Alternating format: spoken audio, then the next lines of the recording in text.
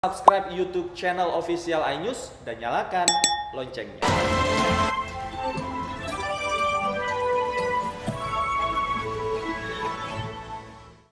Pemirsa, malam tadi arus balik libur Paskah dan akhir pekan di Tol Purbalenyi Purwakarta, Jawa Barat terpantau padat.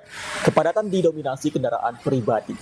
Kepadatan arus balik libur panjang malam tadi mulai di kilometer 79 Tol Purbalenyi arah Jakarta. Kendaraan besar seperti bus dan truk barang menambah padat dan membuat arus lalu lintas menjadi macet. Kepadatan arus kendaraan dari arah Bandung menuju Jakarta terjadi hingga Senin dini hari.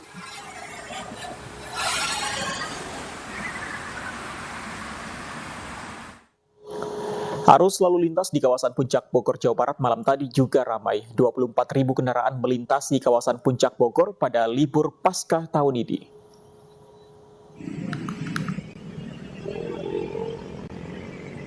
Arus balik libur panjang Paskah di jalur wisata Puncak Bogor Minggu malam mengalami kepadatan. Untuk mengurangi kepadatan, sistem satu jalur diberlakukan selama 5 jam di jalur Puncak menuju Jakarta dimulai pukul 13.00 waktu Indonesia Barat hingga pukul 17.00 waktu Indonesia Barat. Kakor Lantas Polri Irjen Polisi Istiono yang malam tadi memantau arus balik menyebut jumlah kendaraan yang melintas mencapai 24.000 kendaraan. Saya pantau juga pemudik ini hari ini yang balik ke Jakarta lebih kurang 24.000 ya. Jadi kemarin terpantau dari pagi tadi 20.000 balik sampai sekarang 24.000. Dan semuanya tidak ada masalah, tidak ada gejala, aman lancar, kita kelola secara maksimal. Dan cuaca di sini suasana hujan, gerimis, tapi tetap terkendali. Anggota semua tergelar di lapangan siaga untuk pengamanan mudik untuk libur panjang kali ini. Mengantisipasi penyebaran COVID-19, polisi melakukan pemeriksaan surat keterangan bebas COVID-19.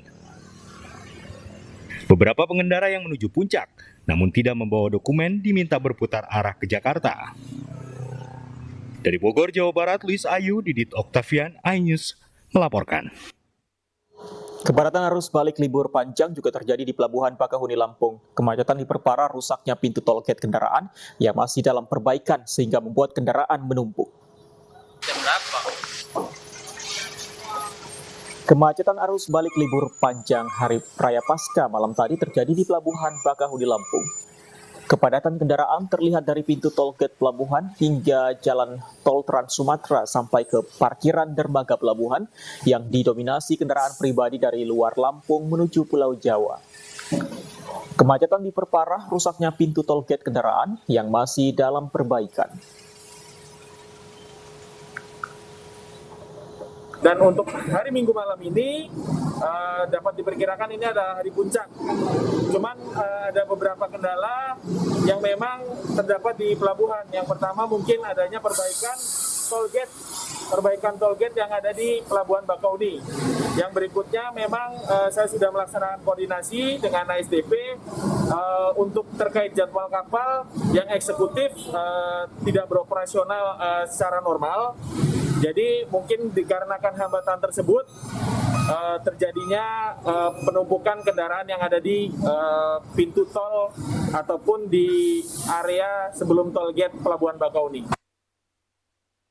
Kapal yang terjadi di perairan Indramayu, Jawa Barat. 2 diantaranya ditemukan dalam keadaan meninggal dunia. Namun masih ada belasan korban lain yang belum diketahui nasibnya.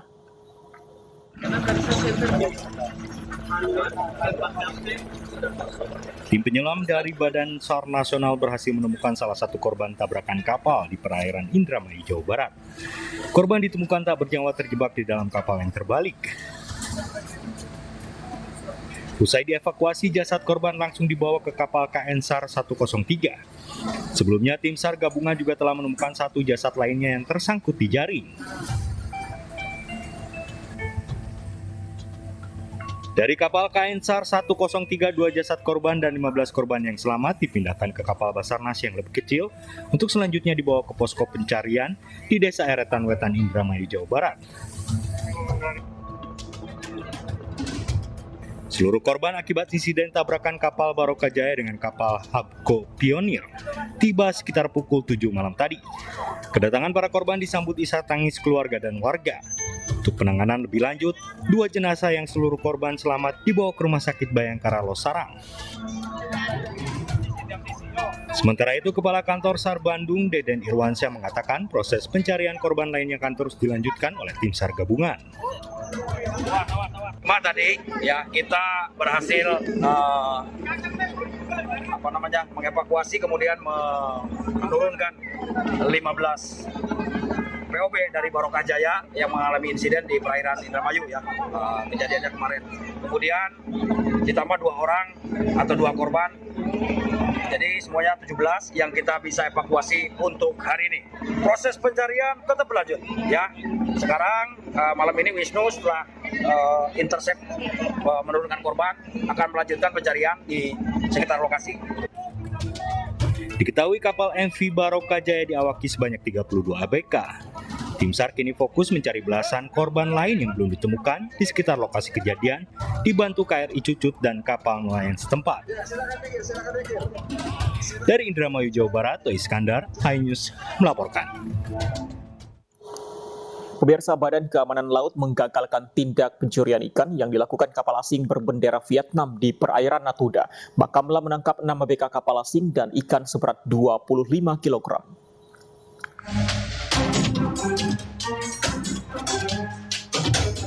Kapal Bakamla KN Pulau Dana memergoki kapal ikan asing berbendera Vietnam di perairan Natuna, Batam.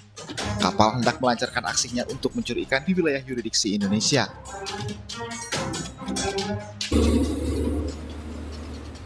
Sebelumnya kapal hendak berusaha kabur, namun berhenti setelah pihak Bakamla melepaskan tembakan peringatan. Anggota Bakamla segera mencegah kapal asing ini dan menangkap para ABK.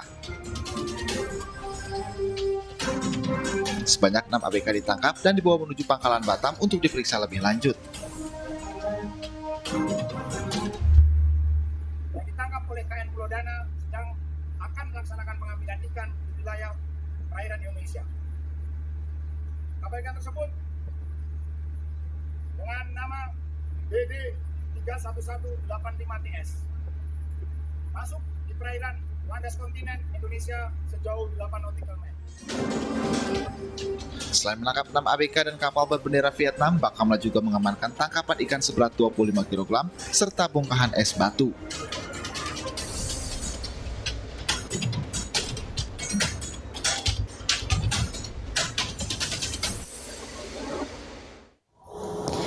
Pemirsa, 41 orang meninggal dunia dalam peristiwa banjir bandang yang terjadi di wilayah Nusa Tenggara Timur.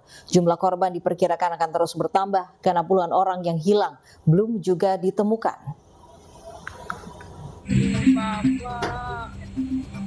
Warga bergotong royong mengevakuasi salah satu korban banjir bandang di Kecamatan Adonara, Kabupaten Flores Timur, Nusa Tenggara Timur. Data dari Badan Nasional Penanggulangan Bencana mencatat 41 orang meninggal dan 27 orang dilaporkan hilang. Warga di Gunung Lewotoloko, Ile Ape juga mengevakuasi korban meninggal akibat banjir dari Gunung Ile Lewotoloko yang menerjang permukiman warga Minggu dini hari. Petugas gabungan bersama warga terus mengevakuasi korban meninggal dan terluka. Petugas juga masih fokus membuka akses jalan dan pendataan korban meninggal dan terluka masih diproses. Buka akses agar evakuasi itu berjalan lancar. Nah, itu yang menjadi prioritas. Nah, sehingga masih ada kesimpang siuran data, kecuali secara visual yang kita melihat sendiri ada beberapa yang meninggal. Tadi kalau saya lihat sendiri tadi ada sekitar 3 tambah 1 4 di jalan 2 ya hampir 8 ya. Tapi saya belum pastikan. Kerusakan cukup parah melanda daerah Lewoleba. Selain menutup akses jalan, tiang listrik dan sejumlah fasilitas lainnya juga rusak. Sementara itu, korban banjir bandang Keva Timor Tengah Utara mencapai ratusan orang. Para pengungsi tersebar di kantor lurah terdekat dan Balai Kesehatan Polindes.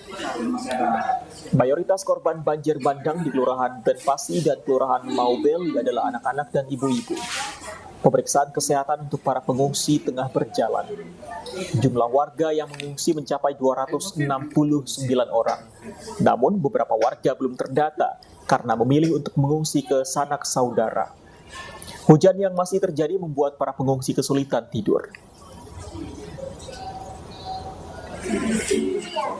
Ibu dokter untuk pemeriksaan kesehatan, ada anak-anak bayi, ada 2 orang anak bayi yang tadi sempat ditangani oleh ibu dokter dengan bapak orang tua 1, dia ada sekten tadi sudah diperhatikan. Informasi terkini banjir bandang di Nusa Tenggara Timur, kita akan bergabung dengan kontributor iNews, ada Joni Nurah yang berada di Pelabuhan Lawrence, Sai Maumere, Kabupaten Sika, Nusa Tenggara Timur melalui sambungan Skype. Halo, selamat pagi Joni. Selamat pagi Rufi. Baik, kondisi terkini di sana seperti apa? Data terakhir ada berapa jumlah korban akibat banjir bandang ini? Baik, dapat saya laporkan bahwa jumlah korban banjir bandang yang terjadi di Kabupaten Flores Timur, khususnya di Kecamatan Ilebolen, totalnya sudah 44 yang ditemukan. Hingga saat ini 7 orang belum ditemukan. Diperkirakan korban terus bertambah. Baik, kalau untuk kondisi pengungsi di sana seperti apa? Apakah kebutuhannya memadai? Baik, Lufi, hingga saat ini masyarakat yang menjadi korban banjir bandang dan longsor sangat membutuhkan bantuan, khususnya seperti air minum, obat-obatan, dan makanan. Hingga saat ini warga yang menjadi korban longsoran banjir bandang tersebut sebagian sudah dievakuasi ke Adonara Timur, di mana ditaruh di sekolah-sekolah yang disediakan oleh milik pemerintah. Oke, Joni, bantuan Anda katakan beberapa jam yang lalu masih tertahan karena cuaca buruk, termasuk juga gelombang tinggi. Apakah ini artinya bahwa masyarakat di sana sejak kemarin tidak mendapatkan bantuan sama sekali? Baik, yang seperti yang sudah saya sampaikan tadi bahwa hingga saat ini warga di lokasi bencana belum mendapatkan bantuan karena akses jalan menuju ke lokasi longsoran sangat sulit dan banyak berbatuan dan longsoran yang menuju lokasi, khususnya di Kecamatan Ilebolen. Oke, jadi diperoleh dari mana bahan makanan sejak mengungsi kemarin? Kalau dari kemarin memang belum ada bantuan sama sekali, Joni. Ya, hingga saat ini warga masih mendapat bantuan dari tetangga dan warga yang tidak pernah dampak, sehingga mereka bisa makan minum apa adanya. Baik, Joni, banjir ini cukup memakan banyak korban begitu hingga kini. Apakah diketahui apa penyebab banjir yang merendam 2 kabupaten di NTT ini? Ya, Luki. Apa penyebab banjir yang merendam 2 kabupaten di NTT, Joni?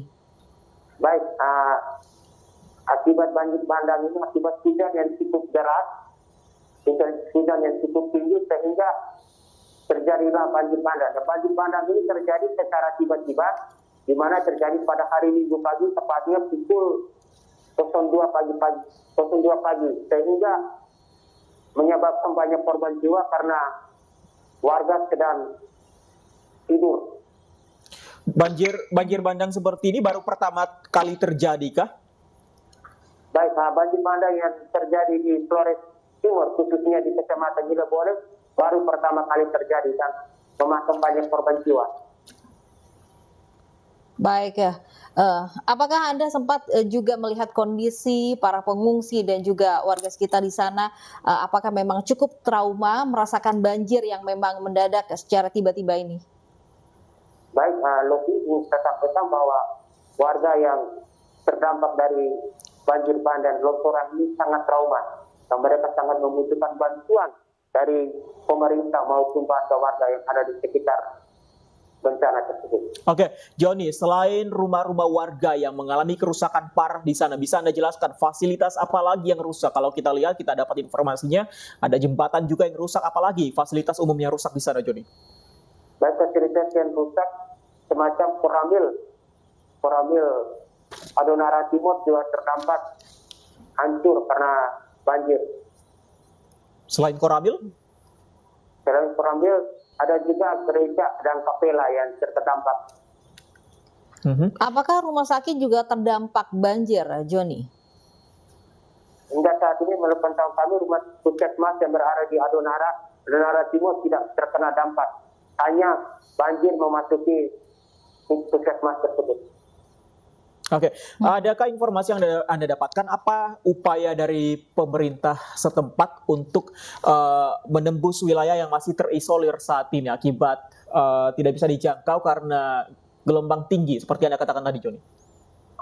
Baik, hingga kini pemerintah masih berupaya dengan perusahaan-perusahaan yang bekerja di Adonara Timur untuk meminta bantuan alat berat sehingga bisa membuka akses jalan menuju ke Kecamatan Dilebole, di mana masih terdapat banyak korban yang tertimbun longsoran tersebut.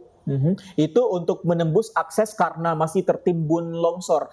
Tadi kalau tidak salah Anda juga mengatakan bahwa gelombang tinggi juga menjadi salah satu kendala. Apakah ada upaya atau rencana untuk menggunakan jalur udara untuk membawa bantuan di sana?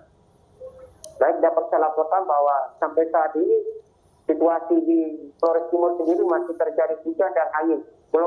Gelombang pun sangat tinggi 1 sampai dengan 3 meter. Sehingga proses pengiriman bantuan melalui jalur laut belum bisa dilakukan. Sesuai dengan pantauan saya bahwa hingga saat ini belum ada bantuan yang akan disalurkan melalui udara. Informasi yang kami dapat bahwa siang nanti Menteri Sosial akan berkunjung ke lokasi longsor tersebut. Apakah memang petugas juga cukup memadai di sana untuk mencari korban yang hilang? Petugas cukup memadai di mana tergabung dalam tim gabungan, yaitu ada TNI, Polri, Pemda sendiri, dan masyarakat. Oke, Joni, kalau kita tahu BMKG kemarin mengeluarkan pernyataan bahwa dalam beberapa hari ke depan cuaca buruk masih akan terjadi termasuk di wilayah NTT. Apakah pemerintah setempat sudah mengetahui hal ini dan apa yang dilakukan untuk mengantisipasi terjadinya banjir susulan? Terkait dengan informasi bencana yang atau situasi BMKG yang mengeluarkan surat pernyataan bahwa dilarang untuk berlayar sudah disampaikan oleh Pemda Flores Timur sendiri. Baik, untuk saat ini apa upaya evakuasi yang memang dilakukan? Apakah memang di sana terkendala alat berat, terkendala akses? Seperti apa kondisinya, Joni? Baik, kondisi di lokasi sangat sulit karena warga melakukan evakuasi atau pencarian. Warga yang tertimbun hanya menggunakan alat seadanya seperti gunting, batu, dan bambu untuk mengorek lumpur dan tanah yang menimbun rumah warga tersebut. Baik, terima kasih rekan Joni Nurah melaporkan langsung dari Nusa Tenggara Timur. Dampak banjir bandang yang melanda sejumlah kabupaten di Nusa Tenggara Timur merusak fasilitas umum. Pemadaman listrik pun terjadi di sejumlah wilayah.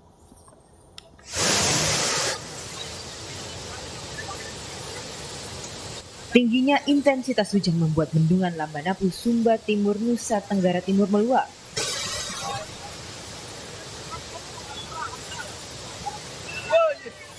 Derasnya luapan air berdampak pada jembatan Ahmad Yani atau jembatan lama Kambaniru di Sungai Kambaniru, Sumba Timur hanyut terbawa derasnya banjir bandang.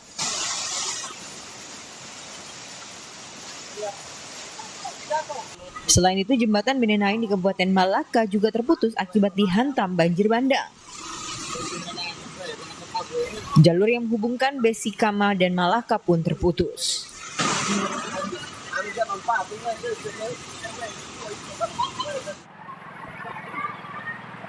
Banjir juga merendam permukiman warga di Kabupaten Malaka. Ratusan rumah warga rusak dan sejumlah wilayah terisolir. Dampaknya tidak terlalu parah ini. Barusan tahun ini luapan banjirnya mungkin karena intensitas airnya terlalu banyak sehingga luapan air kali Benenain terlalu besar sehingga banjir dampak dari banjir bandang itu mengenai semua di mana terkena semua. Hingga kini pemerintah daerah belum menetapkan status tanggap darurat bencana. Dilaporkan dampak dari banjir bandang membuat pasokan listrik di sebagian wilayah NTT padam. Dari Nusa Tenggara Timur, Tim Liputan iNews melaporkan.